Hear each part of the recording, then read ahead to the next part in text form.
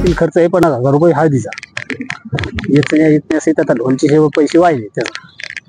आता हे उत्पादन का तेवढं निघलं नाही.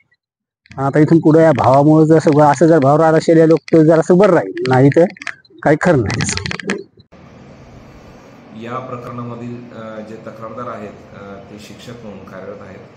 कुसुंबा येथे जी सोशल अँड कल्चरल असोसिएशन नावाची संस्था आहे त्या अंतर्गत आदर्श हायस्कूल या ठिकाणी जे मुख्याध्यापक होते प्रदीप पांडुरंग परदेशी असं त्यांचं नाव आहे, ते या प्रकरणामध्ये आमचे आरोपी लोकसेवक आहेत. या हायस्कूलमध्ये जे काही वेगवेगळे उपक्रम राबवण्यात येत होते त्यासाठी खर्च झाला असं निमित्त करून जे प्रदीप परदेशी जे या प्रकरणातील आरोपी लोकसेवक आहेत त्यांनी त्यांच्या शाळेतील सर्व शिक्षकांकडून प्रत्येकी 1000 रुपये लाचेची मागणी केली होती. मुळात ही जी रक्कम होती जे शाळेतले विविध उपक्रम आहेत त्याकरता लागणारा खर्च हा विद्यार्थ्यांच्या जे काही प्रवेश शुल्क आहे त्याच्यातून यापूर्वीच वसूल केला गेलेला होता. परंतु असे असताना सुद्धा जे मुख्याध्यापक परदेशी यांनी त्यांच्या शाळेतील शिक्षकांकडून प्रत्येकी 1000 रुपये लाचेची मागणी केली होती.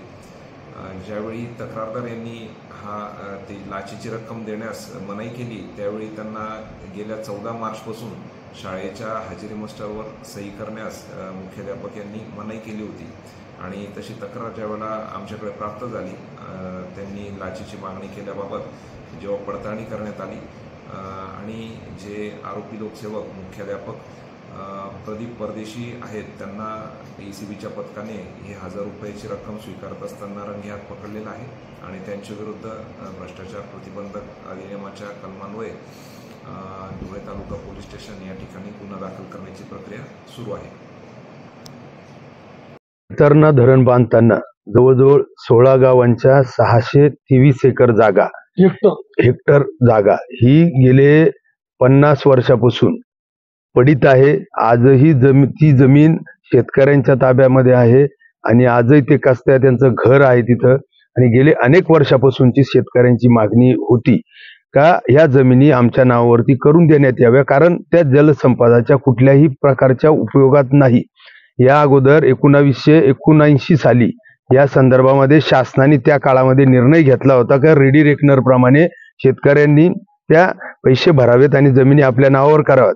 त्यामध्ये काही शेतकऱ्यांच्या नावावरती त्या जमिनी झाल्या, परंतु 1996 मध्ये सुप्रीम कोर्टाच्या काही निर्णयामुळे या जमिनी देतेवेळी फक्त त्याचं ऑक्शन केलं जावं अशा प्रकारच्या निर्णय त्या ठिकाणी झाले आणि म्हणून गेले अनेक वर्षापासून हे भिजत घोंगडं पडलेलं आहे.